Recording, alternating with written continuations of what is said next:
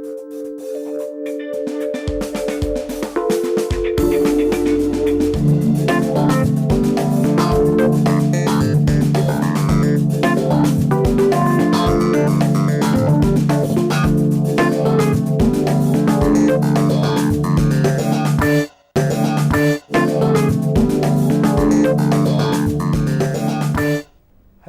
welcome to yet another edition of Top Shot, a program which is increasingly watched by the people to understand how the issues that we discuss in this program impact their own lives.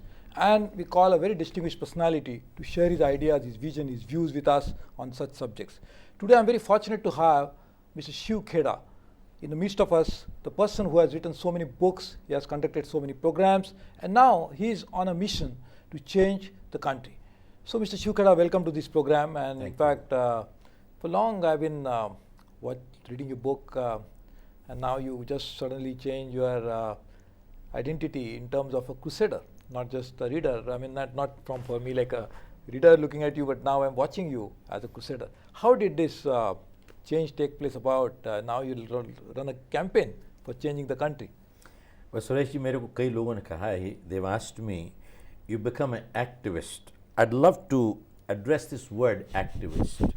Anybody who is active in society is called an activist. Yeah.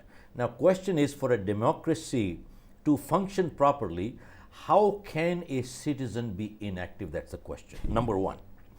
And if they... Sorry, you said activist is like a word saying thinker, because sometimes I also wonder about this word thinker. How can there be a person who's not a thinker? Not a thinker. Now, is a Rotarian activist? He organizes a blood donation camp. Is a Lion an activist? Of course he is an activist. A JC is an activist. Of course, each one of us is actively involved in some kind of a function, and how can we not be involved? So yes, you are right. We have an organization called Country First with a vision, respect and dignity for every citizen. Why did we take this as a vision? For the simple reason, I feel very strongly that in a country where an honest citizen is afraid of their own police, their own judicial system, and their own government, is that freedom or is that slavery? And I have addressed many places. The moment I put this question, is this freedom or is this slavery, everyone says it is slavery, and question is, are we free as a nation? And the mission of Country First is freedom through education and justice. Can we have freedom without education and justice? That's one. And two, how do we define freedom is when an honest citizen can pursue a legal avenue and bring peace, prosperity and happiness to himself, his family and society. Well, the question is, do we have that one? Well, the answer is no. So that is why we have taken on as a crusade. And interestingly, we are an educated class, so-called educated class.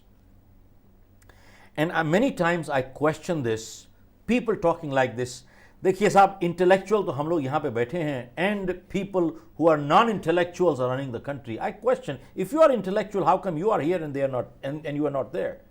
I mean, if you were really intellectual, you'd be there. You are really pseudo-intellectual here.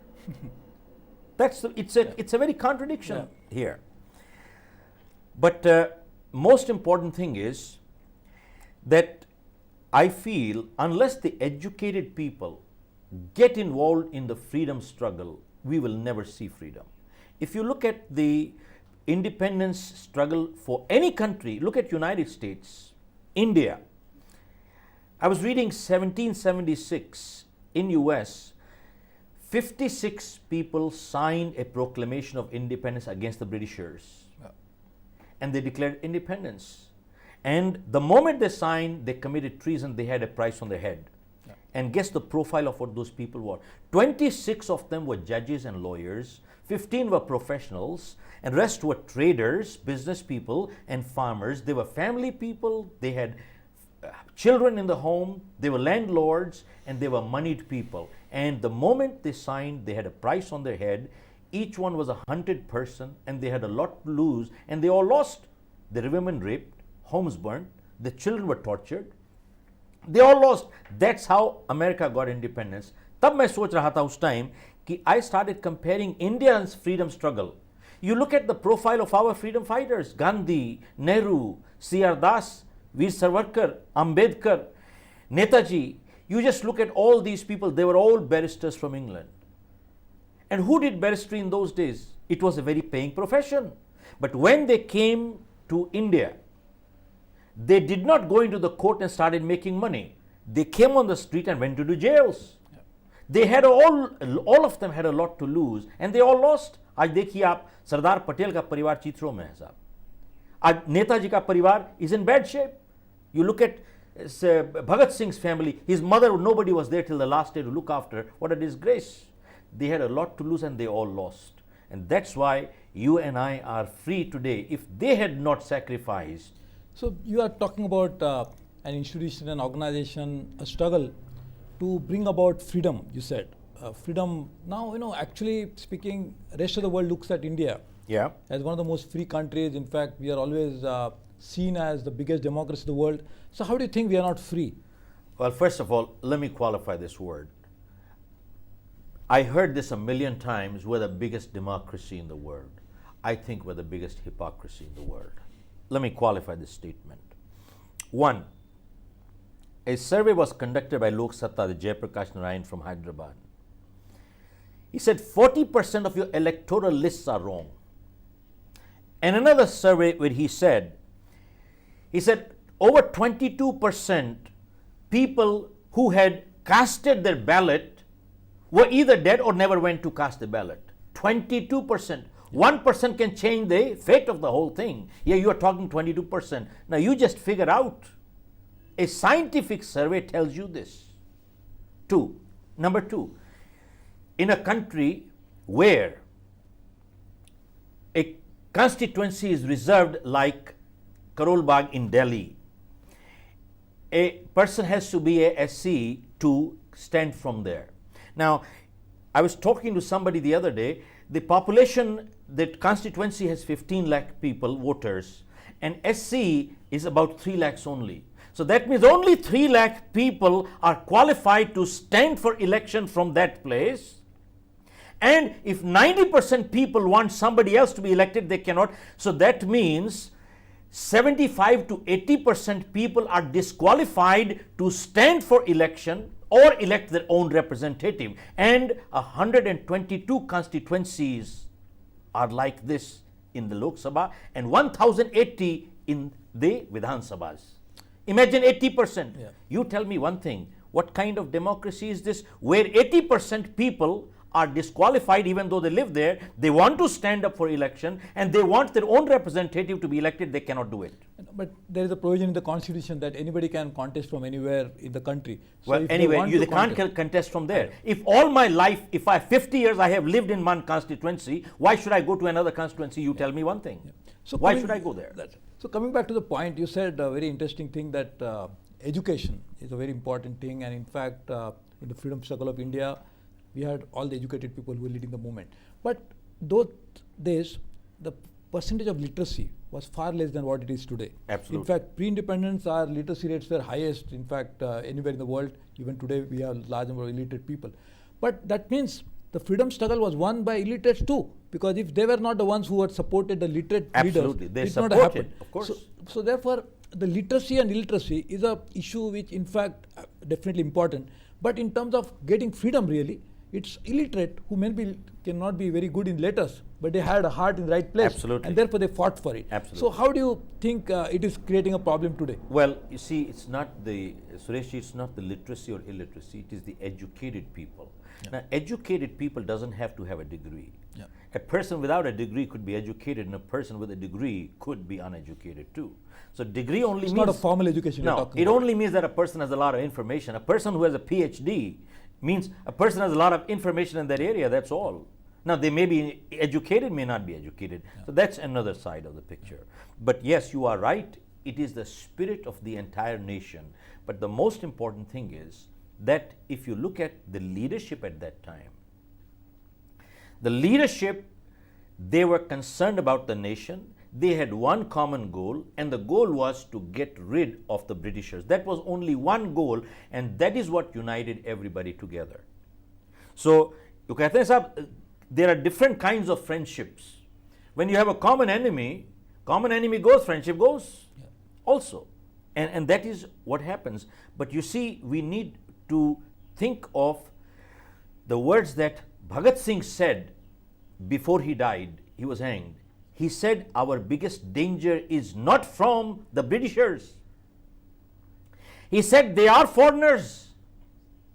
ये तो गोरे हैं साहब. You see, from a distance, you can tell a foreigner, a Britisher, one day or the other, they have no choice, they have to leave. उनको तो रास्ता ही नहीं है, they have to go out from this country because they are foreigners, and you can tell a Britisher from a distance. They are very conspicuous by Yes, their. he said, our danger lies not from Gore Angrez, he said, our danger lies from Kale Angrez. This is the word he used. Kale Angrez, who shall betray the nation, and we will not be able to tell who amongst us is a patriot and who is a traitor, because you see, we can't distinguish between us. They look alike. How will we be able to tell who is a traitor and who is a patriot? So, this education is an important instrument of Crucial. bringing about a change, as you said. Now, during freedom struggle also there was a big debate going on that what we really need first, political freedom or social emancipation. In fact, there was a very famous ideological fight between Tilak and Agarkar. Tilak was advocating political freedom first. Agarkar was saying we need social freedom first. Now here the question is, education is probably a issue that can be debated in this way, that whether we need educated people to lead the movement to bring about country first, or we need to educate all so that it will happen automatically. So what should be the priority? Should we educate everybody first, so automatically that would lead to such enlightenment that people will understand and they will make the informed choice? Question is, how can one go without the other? That's one. And number two, what comes first? You see, I feel very strongly that the people of India have not let down the leadership, but our leadership has let down our people. Because always culture flows from the top, bottom, never bottom up, always top down. So that is one. आज की तारीख में आप देखिए, whatever they call the literacy rate is high. You know something? They have changed the definition of literacy to suit them. Anybody who can write their name is called a literate. Functional literate. नाम लिख सकते हो, literate हो गया. इसका literacy का मतलब आपके नंबर्स बढ़ गए, आपने स्टैटिस्टिक्स चेंज करा दी, you are a progressive nation. What a joke. So that is another side. When they talk in terms of poverty, look at the last surveys, or some people brought up even in the papers, that 75% of India is living at 20 rupees a day. 20 rupees a day. And one is called poverty, the second is called extreme poverty. And then they have definitions based on caloric intake, and then they have the definition based on $1 a day, which is the United Nations, whatever.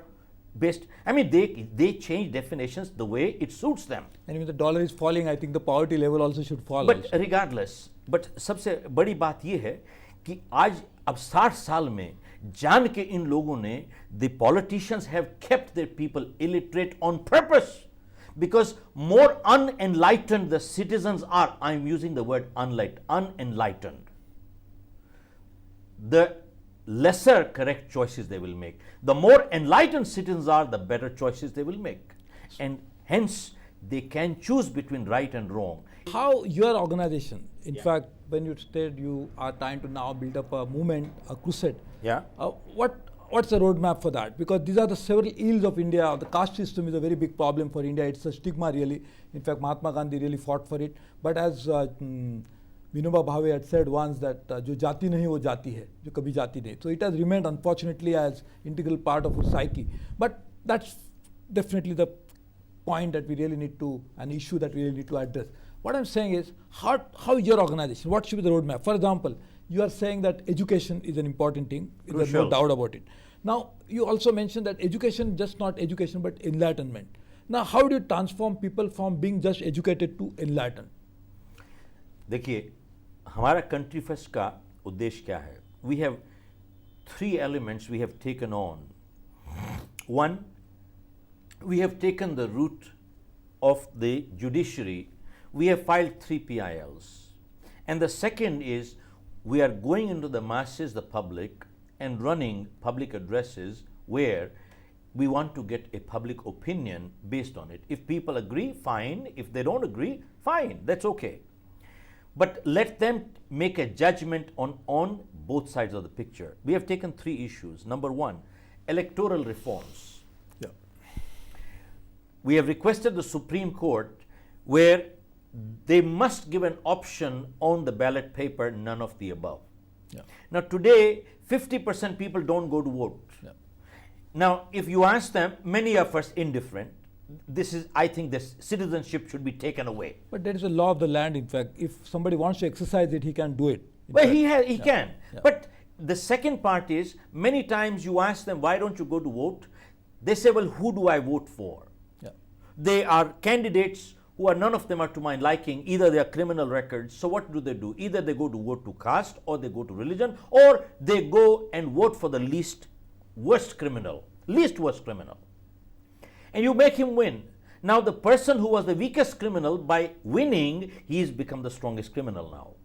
This is what is happening. So what we have requested the Supreme Court, that there must be an option for people to say none of the above. If more than 50% people take that option, then all these people should be disqualified from that constituency for only that one and one upcoming election. I met Mr. Lindo about 2 months ago. The former chief election Commissioner. He had a very similar message to that effect. He said if 51% people vote for highest or based on something formula, then it was something similar to this one. But he was talking the same language. So this is your first point. One point. Yeah.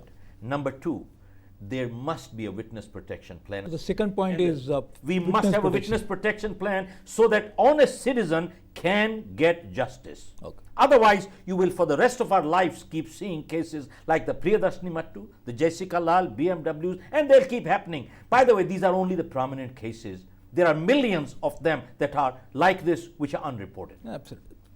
The second point. And the third, we have challenged the 93rd constitutional amendment, which says that the reservations that are caste-based, what we are saying, we want reservation, not partition. Reservation should be based on economics ground and not on caste. And that is my third part. Yeah, so Mr. Shikoda, we are talking about all these issues, and you just mentioned about 3 of your points, and I'm sure you want to talk a little more, but we'll just take a short break and we'll again come back to you. So please don't go away. We are talking to Mr. Shiv Khera about various issues of his campaign that is running, of a campaign called Country First. So please don't go, we'll come back soon.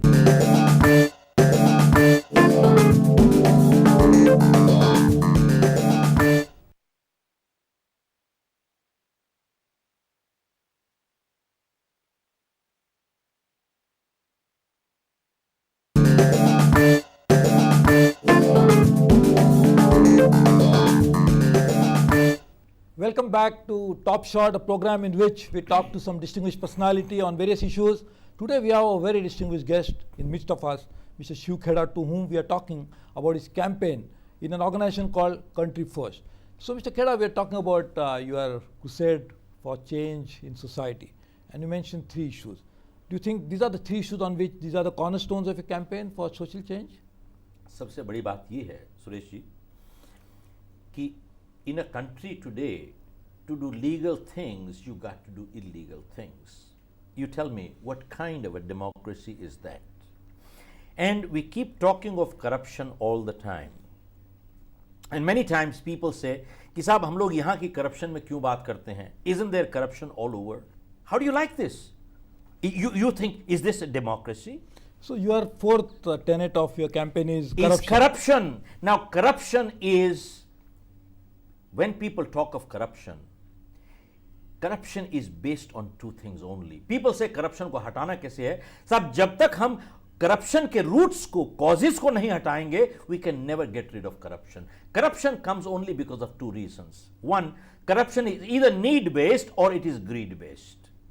And what starts as need based, it converts into greed based. Only the first one is difficult.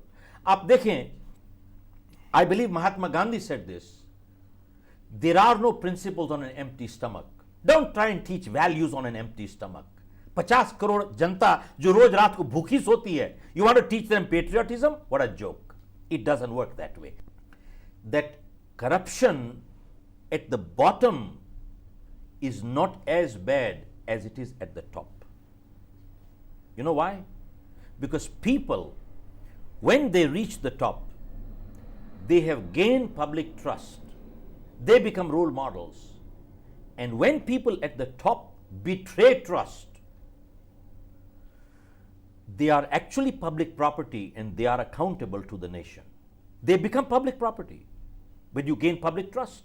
And this was clarified by a man called William Bennett in United States when Bill Clinton was being tried for Monica Lewinsky at that time. Because many people said, why do you bring personal life into professional life? Question is, how can you not bring personal life into professional life? And how can you separate them? This is proven all over the world. People who are honest at home are honest at work. People who are dishonest at home are also dishonest at work. You can't change personalities. So this is all, corruption is another important issue. How do you, actually what's the campaign is going to be to accomplish all this? This seems to be a very tall agenda. How do you make, how you intend to have? Dekhiye sahab, the only answer, the way I see it today, and that is that good people have to be brought into the decision-making process. And the decision-making process is they have to come into the parliament. And we must support them through any campaign, whether through an NGO or through a political platform, any platform, we must support them. There is no other answer. I don't see it. You cannot be a backseat driver anymore. Those days are gone.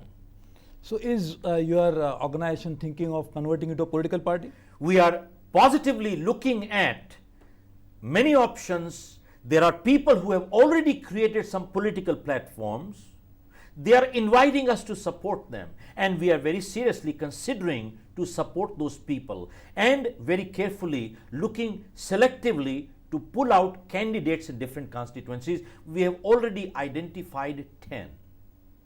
We have identified 3 in Delhi, 3 in Bombay, 1 in Gujarat, a couple in other different places. We are locating people who have credibility, who have visibility, who are above reproach, who are not up for sale, who don't sell their integrity on the market, and finally they are ready to go to jail for a cause, and they are resourceful. So, so you would like your campaign to finally culminate into a regional political party? No, we certainly are looking to support political candidates who are good candidates with credibility who can make a difference. And absolutely, we plan to do that. But you think, basically we are always talking about a system, because as you were correctly saying, there is a lot of malaise that we are now visibly seeing in the system.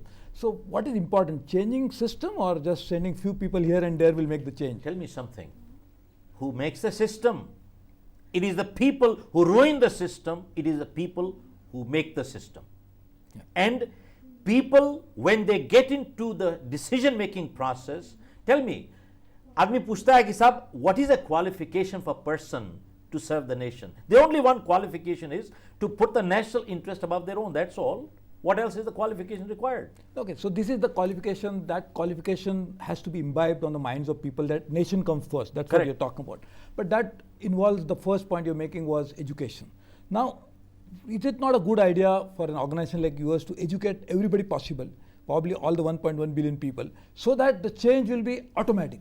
Rather than that, is it a good idea to actually short circuit the process and by saying that we'll send few people in the parliament? Well, first of all, it's not short circuiting. They go simultaneously, number one. Okay. You can't short circuit. And number two is that both processes move simultaneously. Our process is moving, and we are looking to have volunteers all over the country. We are having people opening chapters all over, and we are making public addresses wherever and whenever we can. And now, of course, we are going with a time-bound agenda, which we need to plan out as we go along, because now you're talking of coming elections are about a year away from here. So we have to look at a short-term agenda and a long-term. agenda So you thereafter. intend to fight the next election in next Lok I Sabha intend to support good candidates for I the know, next but election. your organization will support Well, candidates. absolutely. I personally would, and I would take many other people along with me. And how do you think you really decided to get into this? Because I think you were well known as a writer. You wrote a very successful book titled called "You Can Win" or "I Can Win," something like You this, Can Win. You Can Win. So that was actually like to instill confidence in each person that if you really believe in something, you can win. So is it something, an extension of that concept, or this is something which is an offshoot of something else that really came in your mind that I need to change myself from this author to a campaigner? Suresh, you see, first of all, I want to make a point. Each person does not have just one identity. Yeah. But you see, what happens is, we as a person, I'm a citizen first and an author second. I must understand what my priorities are. I'm not an author first, I'm a citizen first. So when I look at that side, I look at it, what's my primary loyalty? If I don't have a country, well, where are my kids going to be? That's the next question. So country comes first. Country doesn't count, country come first. Tell me, when has it not come first? And all through freedom fighters, it's been the same story. And there are many people who say, well, why bother? How can it not bother you? Well, slavery bothered Gandhi, he fought. Ignorance bothered Swami Vivekananda, he came serve the society. Superstition bothered Guru Nanak, he came and served society. How can it not serve? How can we not do it? That's the question. But you know, we need a much bigger. Of course. No, we have so many problems that we need to solve. And for that, probably we need a very comprehensive blueprint of how we should solve it. Now, when you are trying to be a political party or a political organization or supporting candidates to come into politics, do you think it is required for you to come out with a blueprint about how you intend to solve country's problem? Of course. So is it something which is available for the people to understand? Well, we are working on some kind of a manifesto. Okay. We have to work on a manifesto.